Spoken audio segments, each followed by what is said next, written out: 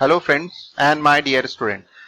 In the compiler design next video lectures, I am going to explain the translation scheme of the another type of statement which is basically mainly used, that is called flow control expression या statements, जो कि if then else कहलाता है। तो इसका मतलब है हम दो स्टेप में इसको पढ़ेंगे, पहले if then को पढ़ेंगे और else का पार्ट, यानी हम if के साथ सिंगल एग्जीक्यूशन पढ़ेंगे और else के साथ एक एग्जीक्यूशन मतलब डबल एग्जीक्यूशन पढ़ेंगे। तो इस वीडियो को लास्ट तक देखिएगा तो आपको समझ में आ जाएगा कि इफ देन एल्स के लिए हमारे पास जो 3 एड्रेस कोड है वो क्या होता है, उसका ट्रांसलेशन स्कीम कैसे बनता है।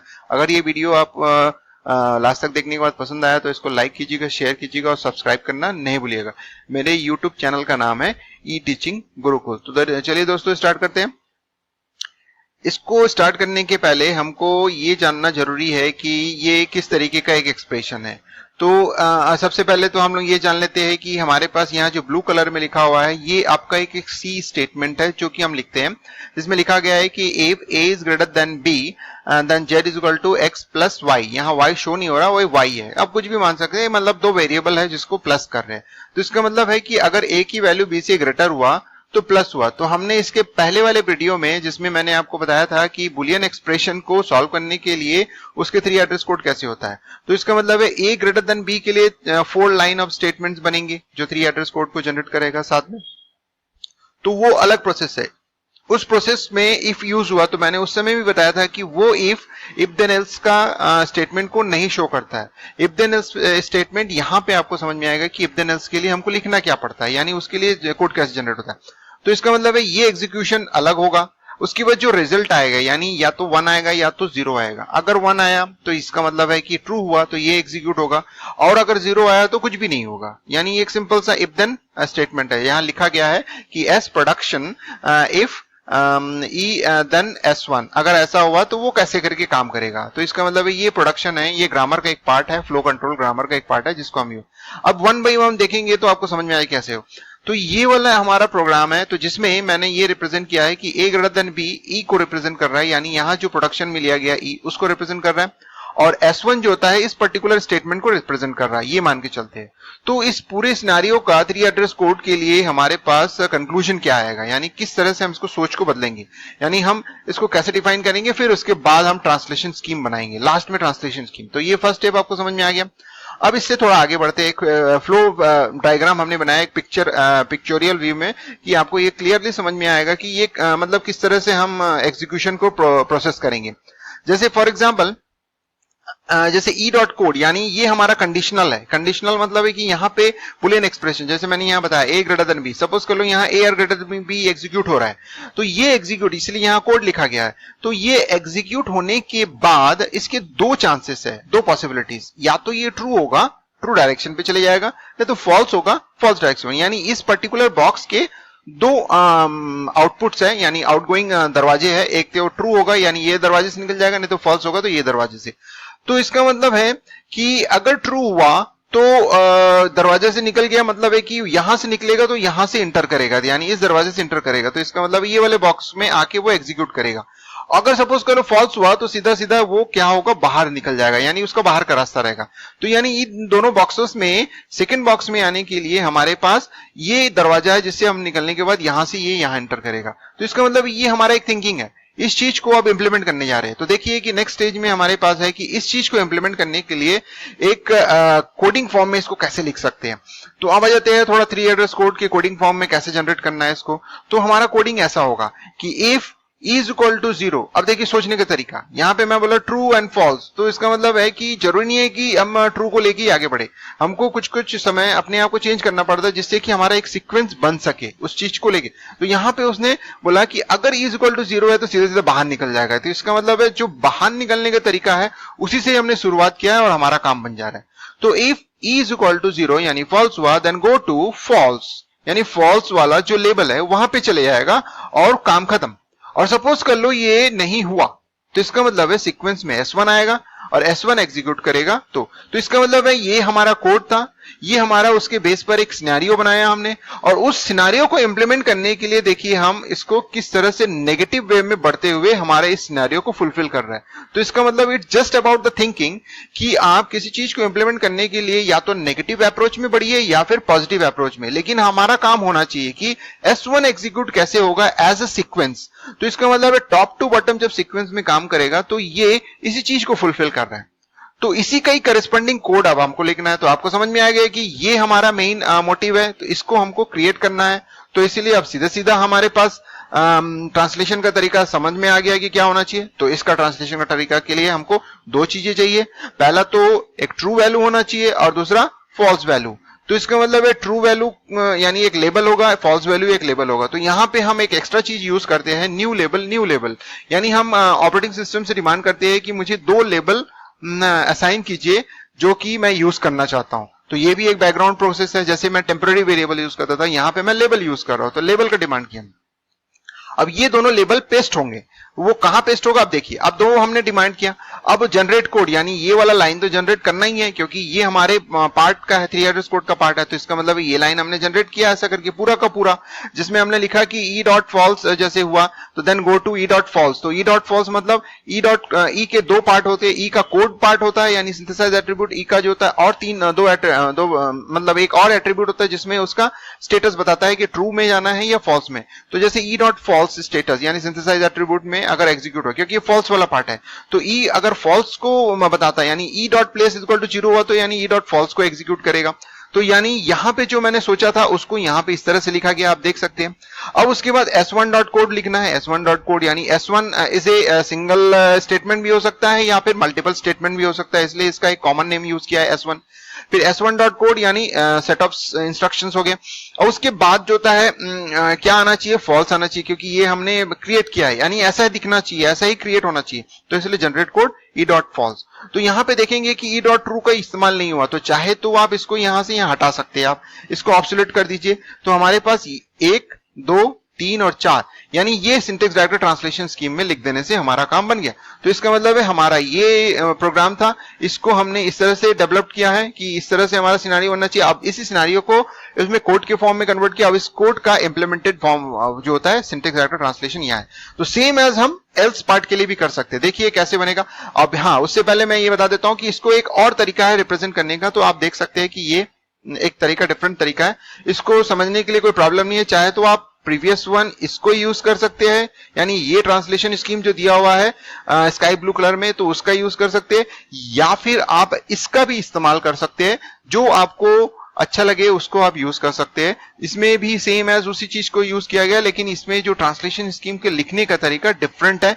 यहाँ पे ट्रू वैल्यू के लिए न्यू लेबल लिया है और फॉल्स के लिए एस डॉट नेक्स्ट यानी एस जो कोड है उसका जो नेक्स्ट पार्ट है वो यहाँ पे स्टोर कर देता है वो फॉल्स में, ताकि एक्स जब एग्जीक्यूट होगा तो उसके नेक्स्ट पार्ट में सीधा सीधा चल जाएगा। और एस डॉट नेक्स्ट यानी हम जैसे पॉइंटर को इस्तेमाल करते हैं ना एग्जीक्यूशन करने के लिए, उसी तरह से लिखा गया है। तो ये थोड़ा कॉम्प्लिकेटेड है समझने के लिए, अगर आपको समझ में आ जाता तो अच्छी बात है, अदरवाइज आप मुझे पूछेंगे तो मैं आपको नेक्स्ट एक्सप्लेन कर दूंगा। अब आ जाते हैं नेक्स्ट जो हमारा प्रोडक्शन है वो है एल्स पार्ट, यानी दो पार्ट है इसमें, S1 कोड और S2 कोड, दो यानी दो पार्ट होगा। एक होता है ट्रू पार्ट को एग्जीक्यूट करना और एक फॉल्स पार्ट को एग्जीक्यूट करना।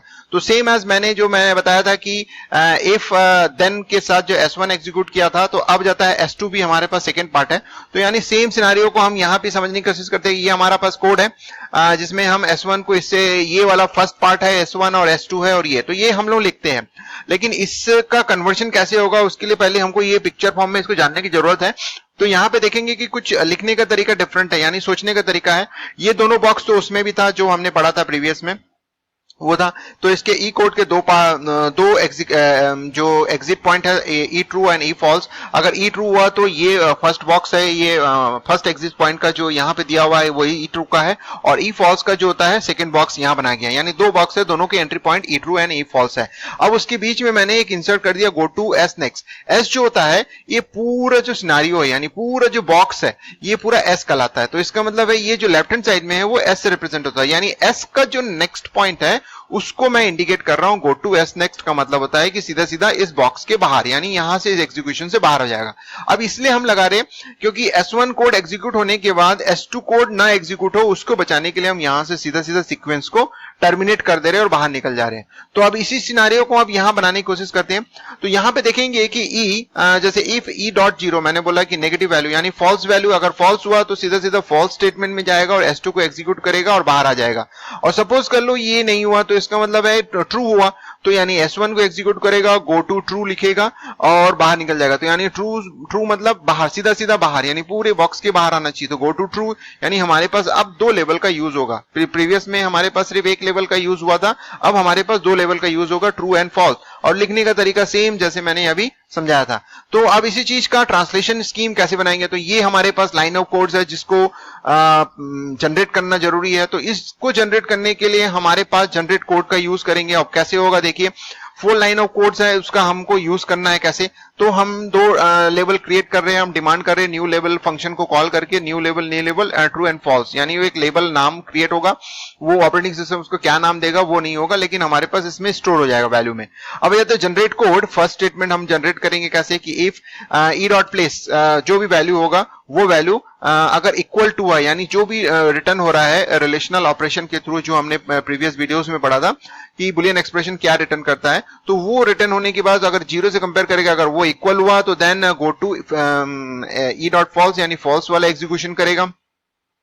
तो फॉल्स वाला एग्जीक्यूशन मतलब यहां पे है, तो यानी ये वाला लाइन हमने क्रिएट कर दिया। अब दूसरा लाइन क्या होना चाहिए कि हमारे पास S1 डॉट कोड होना चाहिए, यानी ये वाला कोड हम एग्जीक्यूट करेंगे। तो हमने जो इसमें सीधा सीधा S1 डॉट कोड का मतलब होता है कि S1 डॉट कोड में जो भी वैल्यू होगा वो एज इट इज यहाँ पेस्ट हो जाएगा। उसके बाद हम यूज करेंगे गो टू ऑपरेशन, तो यानी गो टू ट्रू ये हमको जनरेट करना है, यानी ये इंसर्ट करना है। तो ये चीज हमने गो टू और ये E डॉट ट्रू जो ऑपरेटिंग सिस्टम उसको रिटर्न करेगा लेबल, वो यहाँ पेस्ट हो जाएगा। उस तरह से generate code E dot false करके हम एक कोलोन साइन लगाना है। तो देखिए यहाँ पे जनरेट कोड के थ्रू वो क्रिएट किया। उसके बाद S2 dot code already available है, तो वो code as it is paste हो जाएगा। उसके लिए आपको जनरेट कोड जनरेट करने की जरूरत नहीं है, क्योंकि वो ऑलरेडी उसमें कोड अवेलेबल है, यानी उसमें 3 एड्रेस कोड ऑलरेडी है। मैंने प्रीवियस वीडियो में यही बताया था कि डॉट कोड यानी कोड जो सिंथेसाइज एट्रीब्यूट है वो इटसेल्फ 3 एड्रेस कोड रिप्रेजेंट करता है। तो उसको जनरेट करने की जरूरत नहीं है या लिखने की जरूरत नहीं है, सीधा सीधा उसको पेस्ट करेंगे तो वो इंसर्ट हो जाएगा। उसके बाद फिर ये वाला जो होता है ट्रू हमारे लिए जनरेट करने की जरूरत है, तो generate code E dot true. तो इसका मतलब समझ में आ गया कि हमने यहाँ पे जनरेट कोड जो फंक्शन है 1 2 3 4 ये किसके कहां के लिए यूज किया, तो मैं यहाँ बता देता हूँ।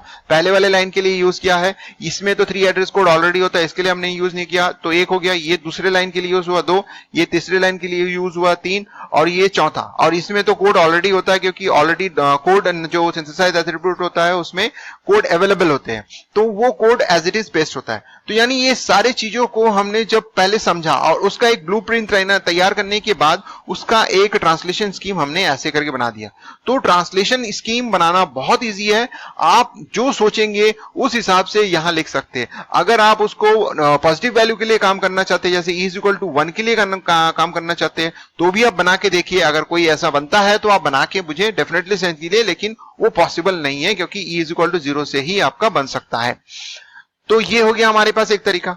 इसी का ही एक अनदर फॉर्म है यहाँ पे रिप्रेजेंट कर रहा है, तो इसको मैं ज्यादा एक्सप्लेन नहीं करूंगा, यू कैन आइडेंटिफाई इट, और या तो फिर आप थोड़ा सा अपने लेवल पे भी कुछ सोचिए कि ये कैसे हो रहा है, किस तरह से हो रहा है, क्योंकि इसमें हमारे पास ज्यादा जानने की जरूरत नहीं। चाहे तो आप इसका इस्तेमाल करें, नहीं तो फिर आप प्रीवियस वन, क्योंकि प्रीवियस वन ज्यादा ईजी है, ये थोड़ा सा कॉम्प्लिकेटेड है, क्योंकि इसको आपको थोड़ा समझना पड़ेगा कि ये पॉइंटर टाइप से कंपेरिजन हो रहा है, यानी एक वैल्यू दूसरे पे ट्रांसफर हो रहा है। जैसे कि यहाँ मैंने बोल रहा हूँ कि एक वैल्यू इसमें ट्रांसफर हो रहा है, दूसरे पे ट्रांसफर हो रहा है, यानी S.next जो S1.next यानी S1.next में S यानी पूरे ब्लॉक का जो S है उसका स्टोर हो जाएगा, ताकि यहां से इसका जो नेक्स्ट वैल्यू है सीधा सीधा बाहर आ जाएगा। तो इस तरह से हम ट्रांसफर कर रहे हैं। तो अगर ये चीज आपको समझ में आ गया कि ट्रांसलेशन स्कीम जो भी है वो बहुत इजी होता है, उसको आप अपने इम्प्लीमेंटेशन के थ्रू, जैसे मैंने आपको बताया प्रोसेस कि आप एक प्रोग्राम को लेके फिर एक पिक्चर बना के फिर उसका एक इम्प्लीमेंटेड वर्जन क्रिएट कीजिए, फिर उस इम्प्लीमेंटेड वर्जन को सीधा सीधा कोड फॉर्म में यानी ट्रांसलेटेड फॉर्म में जनरेट कर दिए, तो फाइनली आपके पास प्रोडक्ट आ जाता है। जैसे मैंने यहाँ पे सिनेरियो बताया, पहले ये सोचा आपने, उसके बाद इसका एक पिक्चर फॉर्म बनाया कि ऐसा होना चाहिए, और उसके बाद आपने उसका एक ब्लूप्रिंट तैयार कर लिया कि ये कोड जनरेट होना चाहिए, तो ये सक्सेसफुली काम करेगा। तो उसका अब जो मेन टारगेट है यानी इंप्लीमेंटेड फॉर्म है वो इस तरह से आपने उसको लिख दिया। तो जब आप लिखेंगे तो जो स्टैंडर्ड फॉर्मेट है उसको फॉलो करके आप ट्रांसलेशन स्कीम को लिख सकते हैं। तो इस तरह से आप लास्ट तक इस वीडियो को आपने देखा तो आपको समझ में आ गया कि किस तरह से ये काम करते हैं। तो लास्ट तक इस वीडियो को देखने के लिए धन्यवाद। अगर ये वीडियो आपको पसंद आया है तो शेयर कीजिएगा, लाइक कीजिएगा और सब्सक्राइब करना नहीं भूलिएगा। मेरे यूट्यूब चैनल का नाम है ई टीचिंग गुरुकुल। धन्यवाद, थैंक यू।